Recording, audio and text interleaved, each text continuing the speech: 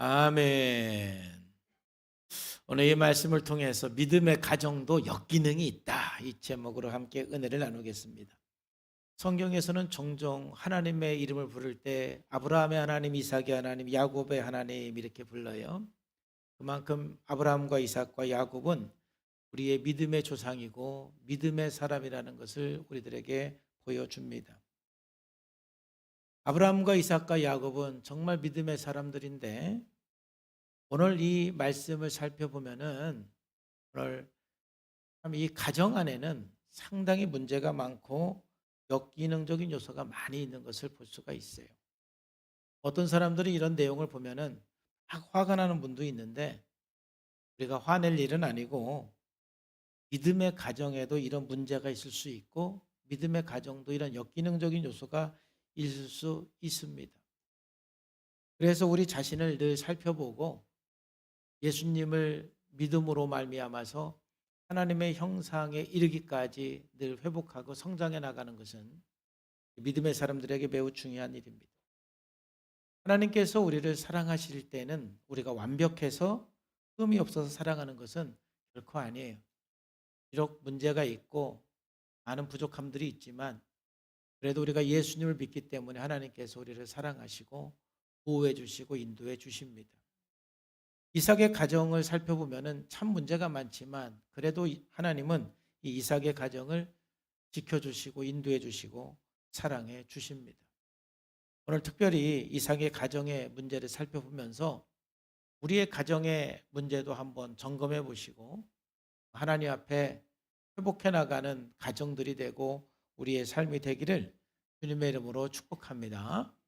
첫 번째로는 편애 때문에 분별력을 상실한 이삭입니다. 참 이삭은 믿음의 사람인데 그리고 굉장히 강하고 용맹한 사람인데 그 주변의 사람들에게 하나님이 함께하는 것을 보여주었던 그런 믿음의 사람이었던 것을 우리가 지난주 봤는데 그의 가정에서의 모습은 좀 많은 연약함들이 있었습니다. 그것은 바로 편애로 인해서 영적으로 눈이 어두워지고 분별력을 상실한 것입니다. 1절에서 4절에 보면은 이삭이 나이가 많아 눈이 어두워 잘 보지 못하였더니 이 나이가 많아서 잘 보지 못했다라는 것은 실질적으로 잘 보지 못했다라는 것도 의미하지만 뭔가 지금 영적으로 분별력을 상실한 그런 영적 상태를 표현해 주기도 합니다. 맏아들 에서를 불러 이르되 내 아들아매 그가 이르되 내가 여기 있나이다 하니 이삭 이르되 내가 이제 늙어 어느 날 죽을는지 알지 못하니 그런즉 내 기구 곧 화살통과 활을 가지고 들에 가서 나를 위하여 사냥하여 내가 즐기는 별미를 만들어 내게로 가져와서 먹게 하여 내가 죽기 전에 마음껏 내게 축복하게 하라 그랬어요. 그 당시에 그 이삭처럼 뭔가 이제 임종이 가까워지면은 자식들에게 아버지가 축복을 하고 축복을 계승하고 축복이 흘러가게 합니다. 어떤 방법을 하느냐면은 야곱이 그랬던 것처럼 자식들을 다 불러 모읍니다. 그래서 한 사람 한 사람 다 축복을 하고 특별히 이제 장남에게는 이제 더 갑절로 거기에 축복을 하기도 하고 그래서 이 영적인 축복을 자녀들에게 계승을 시켜줘요. 근데 오늘 본문 말씀을 보면은 이삭은 뭔가 이 자녀들에게 축복을 해야 되는데 에서와 야곱을 함께 부르는 것이 아니라 에서만 살짝 불러가지고 내가 너에게 축복을 할 테니까 내가 좋아하는 별미를 좀 사냥해서 만들어 와라. 에서에게만 살짝 이렇게 얘기하는 모습을 봅니다. 사실 이거는 이삭이 하나님의 뜻을 어기는 것이고 그의 편애 때문에 지금 에서에게만 축복을 하려는 이삭의 태도입니다. 25장 22절에 23절에 보면은 이미 하나님께서는 이런 말씀이 있죠. 그 아들들이 그의 태 속에서 서로 싸우는지라 그가 이르되 이럴 경우에는 내가 어찌할꼬 하고 가서 여호와께 묻자온데 여호와께서 그에게 이르시되 두 국민이 내 태중에 있구나 두 민족이 내 복중에서부터 나누이리라. 이 족속이 저 족속보다 강하겠고 큰 자가 어린 자를 섬기리라 그랬어요. 이미 리브가가 임신했을 때부터 태 속에서 보통 싸우는 게 아니에요. 그래서 하도 복중에서 그냥 움직임이 심하기 때문에 이 리브가와 이삭이 하나님 앞에 기도했어요. 이게 어찌된 일입니까? 그랬더니 하나님께서 리브가에게 어떤 말씀을 주시냐면은 이 태중에 쌍둥이가 지금 잉태됐고 무민족이다. 그런데 큰 자가 작은 자를 섬길 것이라 그랬어요. 이미 하나님께서는 큰 자가 작은 자를 섬길 것이다. 이렇게 말씀을 했기 때문에 야곱에게 더 큰 축복을 해야만 맞는 거예요. 만약 그렇다면 제가 이삭이라면 또 이삭의 가정 안에서도 하나님의 뜻을 정직하게 순종하는 사람이라면 어렸을 때부터 하나님의 이 말씀을 자녀들에게 가르쳐야 되는 겁니다. 하나님께서 이렇게 말씀을 하셨다.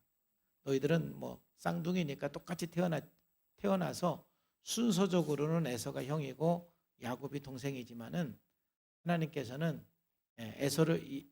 에서가 아닌 야곱을 통해서 메시아의 계보를 잇는 축복의 계보를 잇도록 하나님께서 말씀을 하셨다. 이렇게 평상시에 좀 가르치시고 그 다음에 이제 이렇게 임종 전날에 임종 직전에 이 이삭이 에서와 야곱을 불러서 평상시에 가르쳤으니까 에서에게도 축복을 하고 야곱에게 또 거기에 합당한 더 축복을 하는 것이 맞는데 이삭은 그렇게 하지 않았어요.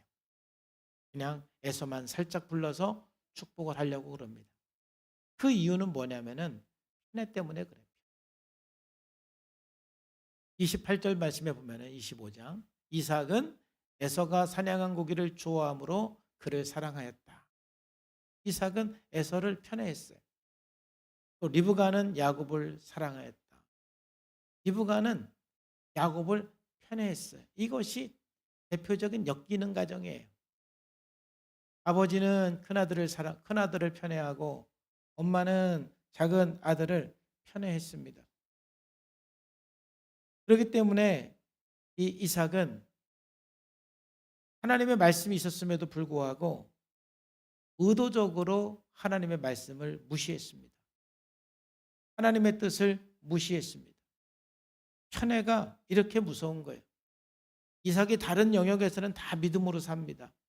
하나님을 의지하고 하나님의 말씀을 순종하고 하나님 말씀을 따르고 하나님께 제단을 쌓고 하나님 앞에 예배하는 그런 믿음의 삶을 삽니다. 그런데 유독 그 가정 안에서는 그가 하나님의 말씀을 순종하지 못합니다.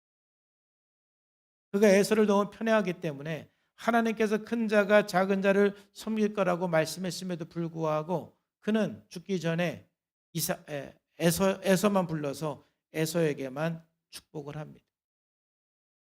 여러분 편애하면은 하나님의 말씀을 이렇게 순종하지 못할 수도 있고 영적으로 상당히 눈이 어두워지고 분별력을 상실합니다. 그래서 오늘 그의 눈이 어두워졌다라고 표현했지만 22절 23절 말씀에 보면은 이렇게 표현하고 있어요. 야곱이 그 아버지 이삭에게 가까이 가니 이삭이 만지며 이르되 음성은 야곱의 음성인데 손은 에서의 손이로다 하며 그의 손이 형 에서의 손과 같이 털이 있으므로 분별하지 못하고 축복하였다 이렇게 얘기하죠. 분별력을 완전히 상실했어요. 여러분 그래서 편애하지 않도록 우리가 조심을 해야 돼요. 편애하는 것은 어떤 논리적 근거 없이 감정적으로 한 대상을 너무 사랑한 나머지 다른 대상을 미워하거나 무관심할 때 그걸 편애라고 그러는 거예요. 내가 편애가 심하면 심할수록 여러분 분별력을 상실하고 영적으로 눈이 어두워집니다. 편애하고 똑같은 현상이 바로 흑백 논리로 살아가는 사람이에요.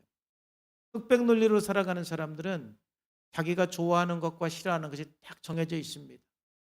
좋아하는 상황과 싫어하는 상황이 너무 분명하게 정해져 있습니다. 그런 사람들은 굉장히 영적으로 눈이 멀고 분별력을 상실하게 됩니다. 통합적으로 세상을 보거나 통합적으로 사람을 볼 수가 없습니다. 일부분만 보고 판단을 하고 일부분만 보고 좋아하고 싫어하는 것입니다. 또 내가 누군가를 과도하게 미워해도 여러분 분별력을 상실하고 영적인 눈이 어두워집니다. 거의 비슷한 현상들이에요. 편애하거나 흑백 논리로 살거나 누군가를 과도하게 미워하면은 뭔가 정확하게 분별을 해서 판단할 수 있는 그러한 능력을 상실하게 됩니다. 뿐만 아니라 우리가 너무 어떤 한 곳에 집중적으로 생각을 해도 분별력을 상실을 합니다.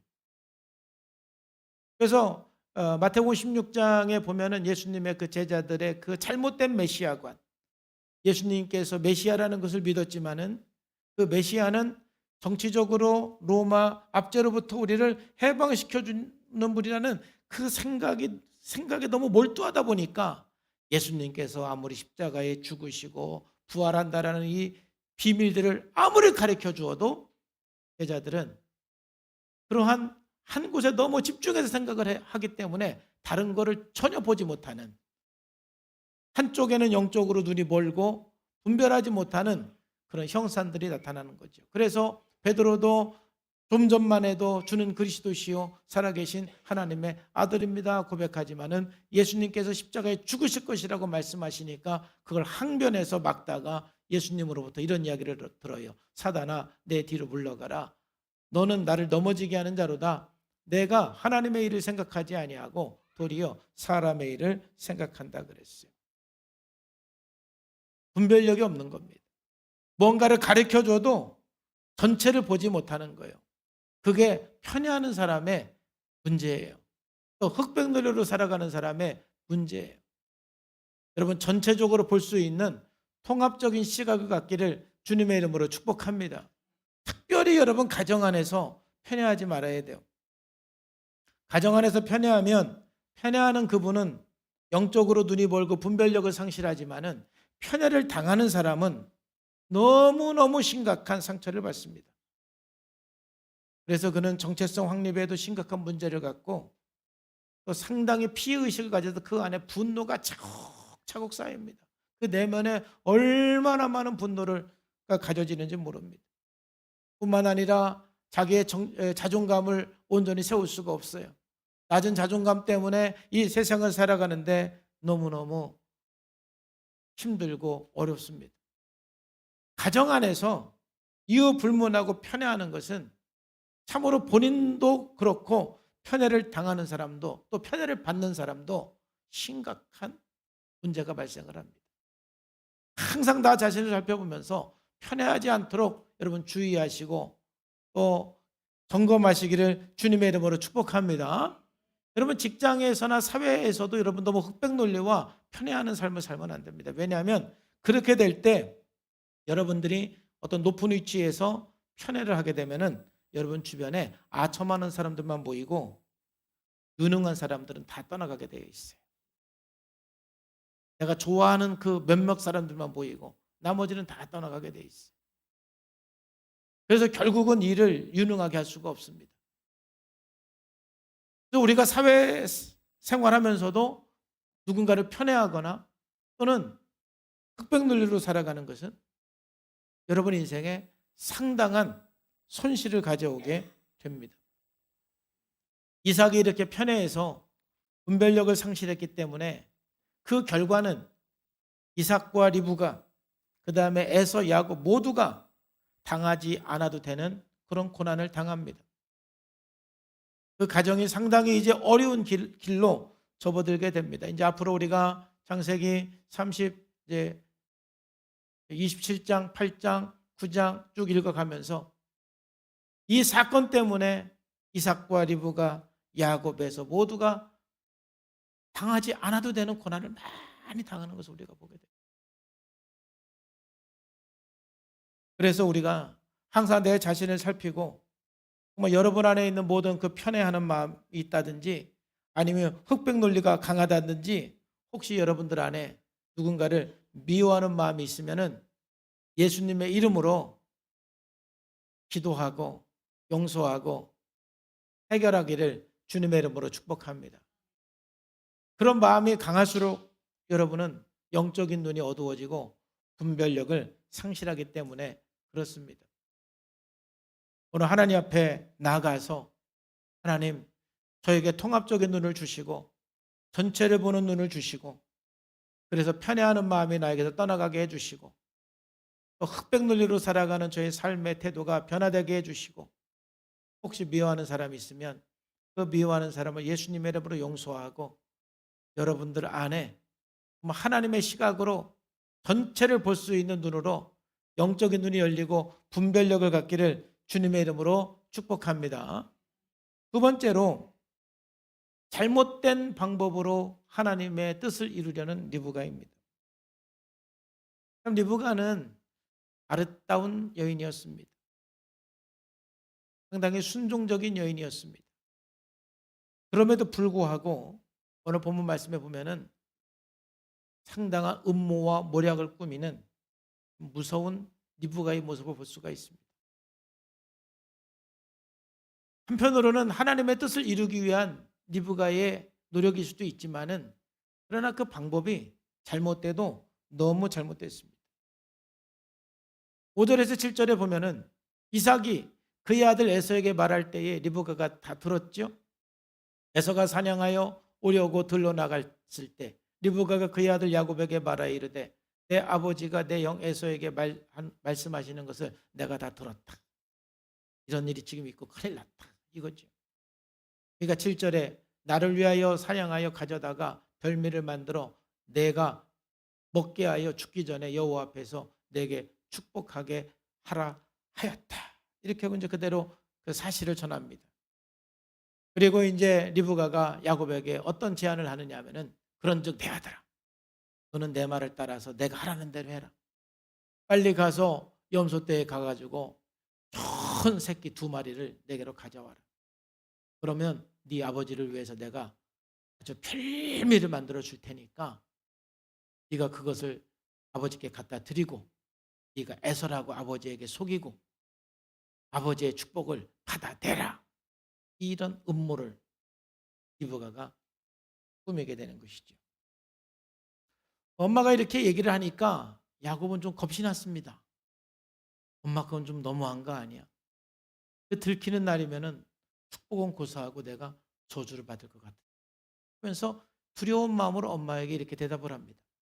야곱이 그 어머니 리브가에게 이르되 내 형 에서는 털이 많은 사람이고 나는 매끈매끈한 사람이기 때문에 아버지께서 나를 만지실 때 내가 아버지의 눈에 속이는 자로 보일지라 그러면 복은 고사하고 저주를 받을까 하나이다. 형 에서는 막 털이 많아요. 그러면 이제 아버지가 축복하려면 나를 이렇게 안고 축복을 할 텐데 나를 어루만질 텐데 그러면 내 몸에는 털이 하나도 없기 때문에 아버지가 지금 눈이 어두워도 털이 없어서 나를 야곱으로 알아볼 텐데 그러면 내가 복은 고사하고 저주를 받을 수도 있습니다 하고 두려워서 엄마에게 그렇게 대답을 하죠. 그때 리브가의 이 대답 13절 어머니가 그에게 이르되 내 아들아 너의 저주는 내게로 돌리리니 내 말만 따르고 빨리 가서 가져와라 그러는 거예요. 참 대단한 엄마예요. 대한민국의 엄마들도 좀 이런 면이 없잖아 있어요. 그죠? 아들을 위해서라면 자식을 위해서라면 저주는 내가 다 받을게. 이게 엄마의 그 위대함이 아닌가 싶어요. 긍정적으로 바라보면은 아들을 위해서 자기 생명도 내놓고 저주도 자기가 다 받겠다고 그러는 거예요. 여러분 리브가가 야곱에게 이렇게 한 데는 한 2가지 이유가 있다고 봐요. 첫 번째 이유는 리브가 역시도 야곱을 편애했기 때문에 그런 것이고 야곱이 잘 되기를 너무 원했던 것이죠. 두 번째 이유는 리브가는 자기가 이렇게 하는 행동에 대한 당위성이 있습니다. 이것은 바로 하나님의 뜻을 성취하는 것이다. 아까 말씀드린 것처럼 리브가는 임신했을 때부터 큰 자가 작은 자를 섬길 것이다 라고 하나님께서 리브가에게 말씀해 주셨어요. 그런데 지금 남편이 하는 행동을 가만히 보니까 하나님의 말씀을 순종하지 않고 지금 장남에게 축복을 하려고 그럽니다. 그러니까 그렇게 되면 안 된다라는 리브가의 생각이 있는 것이죠. 그래서 어떠한 방법을 통해서라도 저건 막아야 돼. 그래서 지금 자기 아들 야곱에게 네가 빨리 가서 염소 새끼를 잡아오면 내가 요리해 줄 테니까 저 아버지의 저 일을 우리가 막아야 돼. 네가 별미를 들고 가서 아버지의 축복을 받아내. 이러한 당당함이 있었고 자기는 지금 옳은 일을 한다라는 그런 생각을 하고 있는 거예요. 그렇기 때문에 하나님이 이 일에 대해서 기뻐하면 기뻐하셨지 나를 저주할 일은 없어라는 분명한 확신이 있는 거죠. 그렇기 때문에 야곱은 뭔가 엄마의 그런 행동에 대해서 두렵기도 하고 걱정이 되기도 하지만 리브가는 그런 마음이 없어요. 당당합니다. 오히려 저주도 내가 다 받을 테니까 걱정하지 마. 이런 부당한 방법으로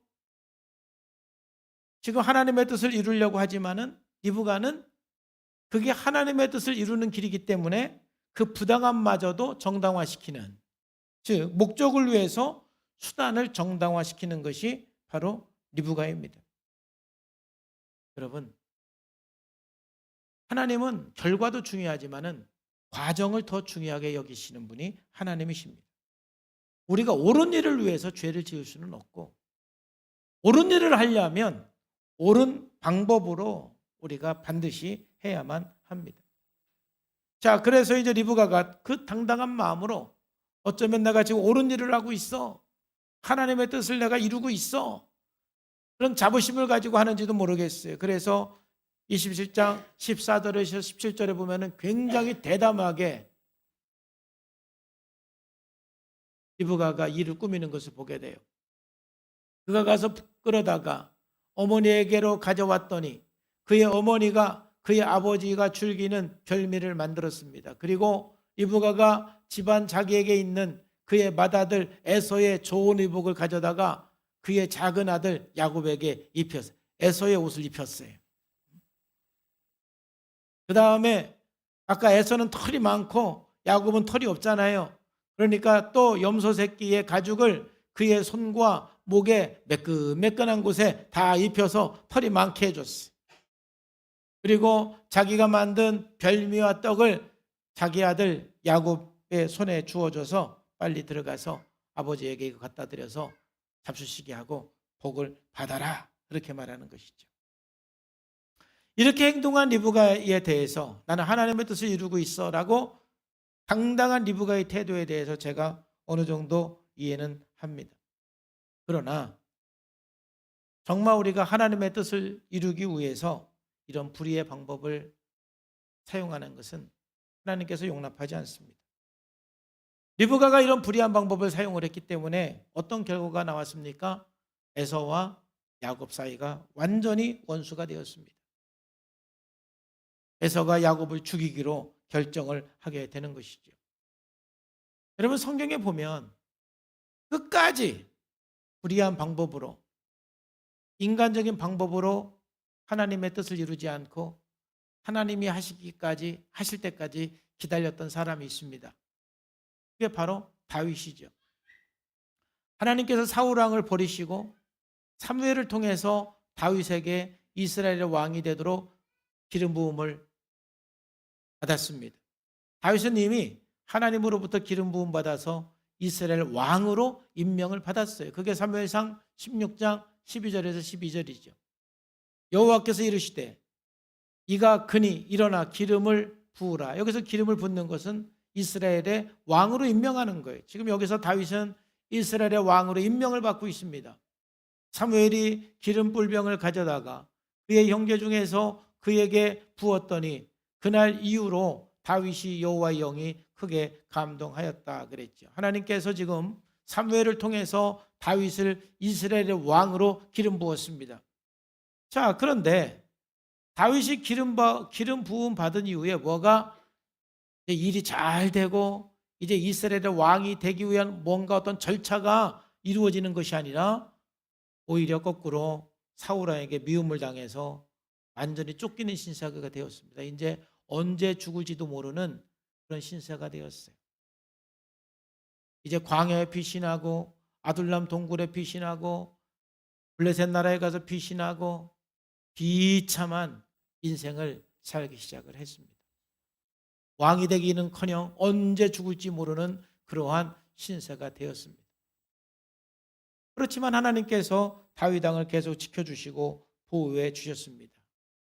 사울 왕은 계속해서 다윗을 죽이려고 추격을 했습니다.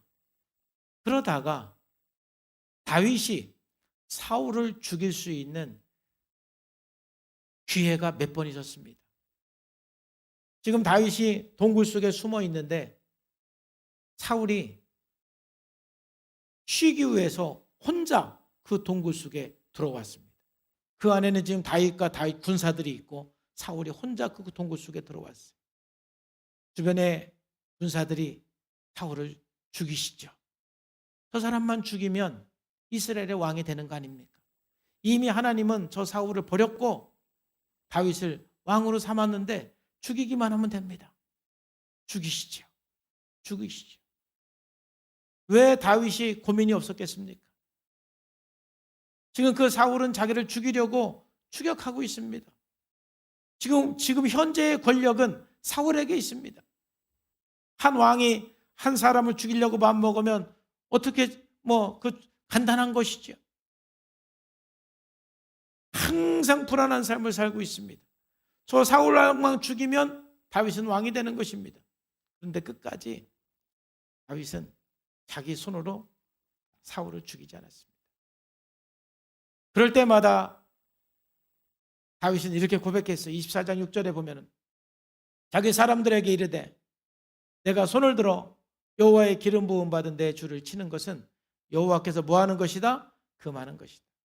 그게 하나님의 뜻을 이루는 길이지만 그건 하나님이 금한 방법이다. 살인하는 것은 하나님이 금한 방법이다. 더군다나 그는 여호와의 기름 부음 받은 자이다. 하나님께서 기름 부어서 이스라엘의 왕이 되게 한 건 하나님이시기 때문에 그를 패하시고 끝마치는 것도 누가 한다라는 거예요? 하나님이 한다라는 것이죠. 내 손으로 할 수는 있는 게 아니다. 사울을 왕으로 세운 분도 하나님이시고 패하시는 분도 하나님이시다. 하나님이 할 때까지 나는 기다려야지 내가 그냥 지금 칼을 들어서 사울을 죽인다고 해서 문제가 해결되는 것은 아니다.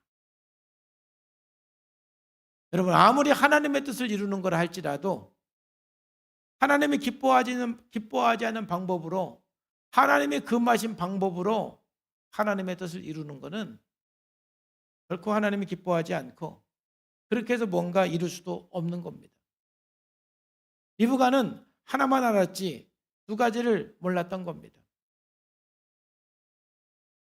여러분, 우리도 살아가면서 옳은 일을 위해서 죄를 짓고 옳은 일을 위해서 부당한 방법으로 일을 하는 것은 여러분 빨리 회개하시고 돌이키시길 주님의 이름으로 축복합니다. 뜻이 옳으면, 뜻이 정의로우면 그 과정도 하나님의 뜻을 따라서 하나님의 말씀을 따라서 가야 합니다. 저는 이 말씀을 준비하면서 여러분 부모님들이 그래서 항상 여러분 자녀들에게 아무리 좋은 마음이 있고 좋은 뜻이 있다 할지라도 여러분 좋은 방법으로 올바른 방법으로 자녀를 양육하기를 주님의 이름으로 축복합니다. 뜻은 좋은데 방법이 나쁜 경우가 참 많습니다. 제가 너무 가슴 아팠던 사례 중에 하나는 아버지는 그 신념이 아들은 강해야 된다. 남자는 울면 안 된다. 남자는 강해야만 이 세상에서 성공할 수 있다. 이게 이 아버지의 신념이에요. 그러니까 이 아버지는 아들을 성공시키기 위해서는 내 아들을 강하게 키워야 돼. 강하게 키워야 돼. 좋은 마음입니까? 나쁜 마음입니까? 아들을 성공시키고 아들을 잘되게 하는 마음은 아버지에게 나쁜 마음은 아니지요. 근데 그 아들을 강하게 키우기 위해서 사우나에 가면은 사우나에 집어넣고 1시간 동안 못 나오게 하는 거예요. 왜? 강해야 되니까. 그랬을 때 그 아들에게 얼마나 많은 분노와 문제가 그 안에 발생하겠어요. 아무리 뜻이 좋고 의도가 좋아도 방법이 잘못되면 그건 잘못된 거예요. 왜 그렇습니까? 무지해서 그렇습니다. 무지해서. 부모들이 아무리 의도가 좋고 뜻이 좋아도 방법이 잘못되면 안 되기 때문에 항상 겸손하게 배우고 하나님 말씀 듣고 또 전문가 이야기도 듣고 의도가 좋을수록 방법도 좋기를 주님의 이름으로 축복합니다. 그러면 교회도 마찬가지입니다. 교회에서 때로는 목회자가 실수할 수도 있고 목자님들이 실수할 수도 있고 교회가 어떻게 완벽할 수가 있어요. 그러니까 어떤 사람은요, 나는 교회를 바로 세워야 돼. 나에게는 그런 사명이 있어. 그러면 올바른 방법으로 그렇게 해야 되는데 다니면서 교회 분란 일으키고 목회자 비난하고 다니고 목자 비난하고 다니고 정죄하고 다니고 그러면서 자기는 하나님의 뜻을 이룬다고 생각하고 당당하게 하고 있는 거예요. 그러니까 뜻은 좋은 의도 맞아요. 교회에서 분란 일으키는 사람 치고 나는 교회를 무너뜨릴 거야 이런 마음으로 분란 일으키는 사람 있습니까? 나름대로 다 교회를 사랑해서 교회를 세우기 위해서 그런다고 그러는 것이죠. 그런데 뜻은 아무리 좋아도 방법이 잘못됐으면 잘못된 거예요.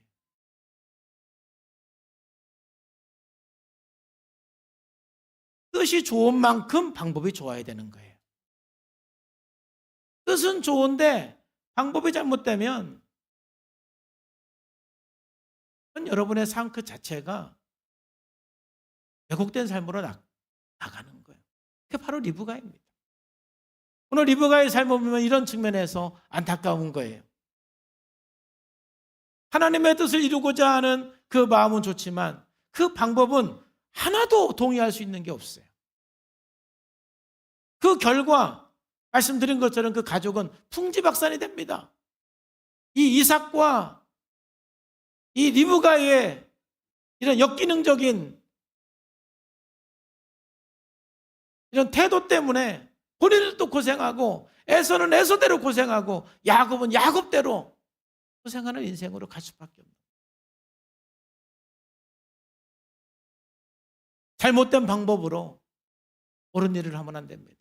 잘못된 방법으로 하나님의 뜻을 이루려고 하면 안 됩니다. 우리는 하나님의 뜻을 향해서 항상 올바른 방법으로 하나님이 기뻐하는 방법으로 나아가시기를 주님의 이름으로 축복합니다. 마지막으로 자기 욕망을 위해 속이는 야곱. 참 야곱은 욕망이 많은 사람이었어요. 그래서 팥죽 한 그릇으로 붉은 죽 한 그릇으로 형에게 장자권을 산 사람이에요. 자, 그런데 오늘 어머니가 이 야곱에게 너무너무 엄청난 제안을 합니다. 아버지를 함께 속이자고 우리 연합해서 아버지를 속여 먹자고 엄마가 제안을 합니다. 이 야곱은 그래도 양심이 좀 있었습니다. 또는 불안함이 좀 있었습니다. 그래서 엄마에게 그렇게 얘기를 했죠. 복은 고사하고 내가 저주를 받을 수도 있습니다.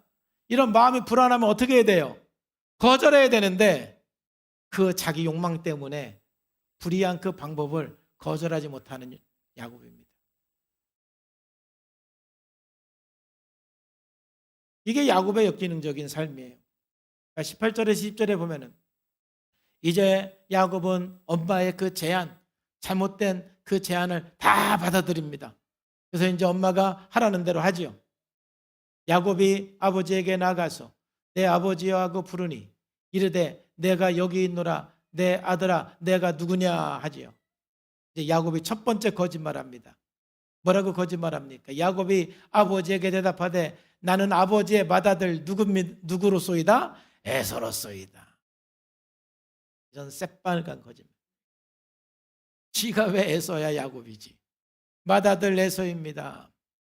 아버지께서 내게 명하신 대로 내가 사냥해서 음식을 만들어 왔습니다. 사냥한 고기를 잡수시고 아버지 마음껏 내게 복 주시옵소서.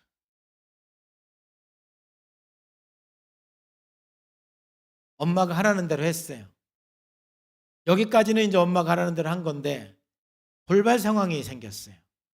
이제 이러면 아버지가 먹고 축복을 해야 되는데 아버지가 이렇게 또 한 번 질문하는 거예요.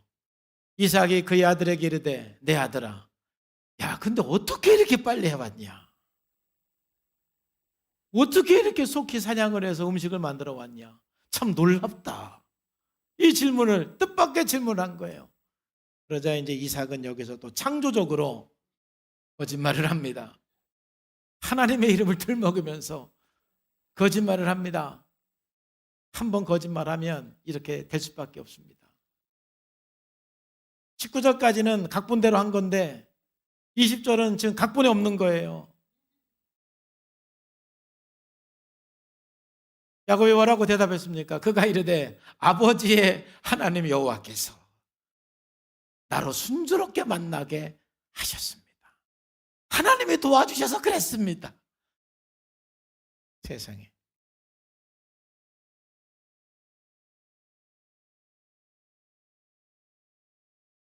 사실 이 야곱의 마음속에는 두려움이 있었어요.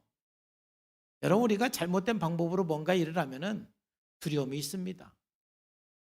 여러분, 두려움이 있으면 빨리 멈추시고 돌이키시기를 주의 이름으로 축복합니다. 꺼림칙한데 계속 직진하면 여러분 반드시 망하게 돼 있어요. 이 꺼림칙하다라는 거는 지금 하나님께서 뭔가 말씀하시는 것이고 여러분의 양심이 뭔가 여러분들에게 말하는 거예요. 그러니까는 꺼림칙하면 빨리 멈추고 하나님의 음성을 들어야 되는데 이 야곱은 꺼림칙했지만 자기 욕망 때문에 자기 엄마의 모든 제안을 받아들이고 또 가다 보니까 이제 하나님의 이름까지 들먹이면서 거짓말을 하는 것이죠. 야곱을 보면서 참 안타까운 것은 무엇이냐면은 우리가 혹 잘못된 방법으로 가다가도 뭔가 꺼림칙하고 이건 아니야 이렇게 생각이 들면 빨리 돌이키시기를 주님의 이름으로 축복합니다. 안 그러면은 여러분 이래갖고 야곱은 21년 동안 정말 죽도록 고생합니다. 시편 1편 1절에 있는 것처럼 복 있는 사람은 악인의 꾀를 따르지 아니하며 죄인의 길에 서지 아니하며 오만한 자들의 자리에 앉지 않는다. 아무리 엄마라 할지라도 죄의 길로 가라 하면 거부할 줄 알아야 돼요. 아무리 친한 친구라 할지라도 잘못된 길을 제시하면 거부할 줄 알아야 돼요. 아무리 여러분들에게 욕망이 있다 할지라도 누군가 거짓된 방법을 제시할 때는 거절할 줄 알아야 됩니다. 그게 복 있는 사람이에요. 그 길을 따르지 않는 겁니다. 그 길에 서지 않는 것입니다. 그 자리에 앉지 않는 것입니다. 함께하지 않는 거예요. 그런데 혹시 내 욕망 때문에 순간 악인의 꾀를 혹 따르고 있다라면 죄인의 길에 서 있다라면은 오만한 자의 자리에 앉아 있다라면은 깨달는 순간 빨리 돌이키시기를 주의 이름으로 축복합니다. 자기 욕망 때문에 그 거짓과 그 잘못된 방법에 동참하고 돌이키지 아니하면 얻는 것은 아무것도 없고 남는 것은 고난밖에 없는 거예요. 야고보서 4장에서 우리들에게 잘 얘기해 주고 있어요. 2절 말씀만 보면은 너희가 욕심을 내어도 얻지 못하는 것이고 살인하며 시기하여도 능히 취하지 못한다. 야곱이 아버지께 이렇게 막 거짓말해서 축복기도 받았는데 야곱이 도대체 얻은 게 뭐 있습니까? 다음 주 이제 우리가 살펴볼 것인데 야곱이 얻은 거 아무것도 없어요. 빈몸으로 형이 자기를 죽이려고 그러니까 자기 외삼촌 라반 집으로 피신해가는 그런 인생이 되는 거예요. 이렇게 거짓말한다고 이렇게 욕심을 낸다고 이렇게 시기하고 살인한다고 해서 내가 뭔가를 얻을 수 있는 것은 아니죠. 오늘 야곱의 가정에 보면은 이삭의 가정을 보면은 정말 지난주의 이삭과 오늘의 이삭은 너무 다르죠. 이삭은 참 믿음의 사람이었는데 근데 그 가정 안에서만큼은 문제가 많고 뭔가 역기능인 가정인 것을 우리가 오늘 살펴보았어요.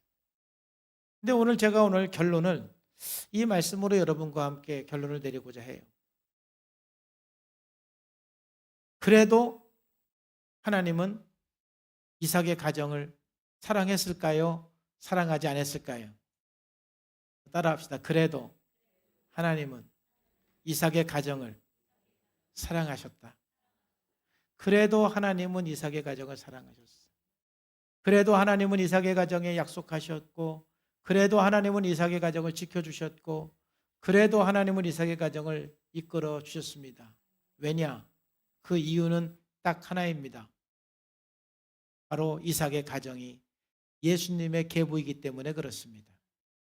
이삭의 가계를 통해서 메시아인 예수 그리스도가 출생하기 때문에 비록 이삭의 가정에 많은 문제가 있고 역기능적인 요소가 있지만 그래도 하나님은 이삭의 가정을 사랑하고 이삭과 에서와 야곱을 하나님께서는 사랑하시고 이끌어 주시고 인도해 주시는 분이 하나님이십니다. 그런 거 볼 때 저와 여러분들도 희망이 있습니다. 사실 오늘 이삭의 가정을 살펴보면서 믿음의 가정이 이래 라고 생각하는 분도 있겠지만은 사실 이게 바로 우리 가정의 이야기입니다. 이게 바로 예수 믿는 사람들의 가정의 이야기입니다. 우리 가정이 예수님을 믿지만은 참 문제가 많습니다. 부부간의 문제도 많고 부모 자녀 간의 문제도 많고 또 편애하는 것도 있고 그 가정 안에 참 믿음의 가정이지만은 상당히 많은 역기능적인 요소들이 저와 여러분들의 가정 안에도 다 있습니다. 여러분 그렇다고 해서 하나님께서 그 가정을 포기하시거나 그 가정을 버리지 않습니다. 그래도 하나님께서는 여러분의 가정을 사랑하십니다. 그 이유는 딱 한 가지입니다. 여러분들이 예수님을 믿기 때문에 그렇습니다. 우리가 예수님을 믿는 가정이 될 때 그래도 하나님은 우리 가정을 지켜주시고 우리 가정에 희망을 가지시고 소망을 가지십니다. 그렇기 때문에 우리는 예수님을 믿어서 하나님의 은혜 속에 머무르면서 여러분 가정 안에 있는 그런 죄의 문제, 쓴뿌리의 문제를 회복해 나가고 성장해 가기를 주님의 이름으로 축복합니다. 왜냐하면 이삭의 가정이 그럼에도 불구하고 하나님의 사랑은 받았지만 그러나 이러한 역기능적인 문제 때문에 당하지 않아도 되는 고난을 많이 당했습니다. 여러분들이 예수님을 믿고 하나님을 사랑하기 때문에 여러분의 가정이 참 문제가 많고 부족해도 하나님은 여러분의 가정을 절대로 포기하지 않고 여러분의 가정을 사랑합니다. 할렐루야. 그러나 회복하지 않으면 당하지 않아도 되는 많은 고난들을 우리가 당할 수 있기 때문에 이왕이면 우리가 예수 믿어서 주님 오시는 그날까지 여러분 그 가정이 회복하고 성장하는 그러한 가정이 돼야 돼요. 그럴 때 여러분의 가정은 하나님의 은혜와 축복이 넘치는 가정에서 이제 천국을 이루는 가정이 될 줄로 믿습니다. 오늘 이삭의 가정을 통해서 우리 마음속에 도전을 받고 정말 온전한 믿음으로 나아가고 회복과 성장을 향해서 나가는 저와 여러분들의 가정이 되기를 주님의 이름으로 축복합니다. 기도하겠습니다. 하나님 아버지 감사합니다. 오늘 이삭의 가정을 살펴보면서 많은 깨달음을 갖습니다. 하나는 믿음의 가정이지만 이렇게 많은 아픔들과 문제들이 있습니다. 바로 우리들의 가정의 이야기가 아닌가요? 하나님, 우리가 겸손하게 우리 가정 안에 있는 문제들을 살펴보면서 끊임없이 회복하고 성장을 향해서 나가는 우리들의 삶이 될 수 있도록 하나님께서 은혜 주시고 함께하여 주시옵소서. 살아계신 예수님의 이름으로 감사하며 기도하옵나이다. 아멘.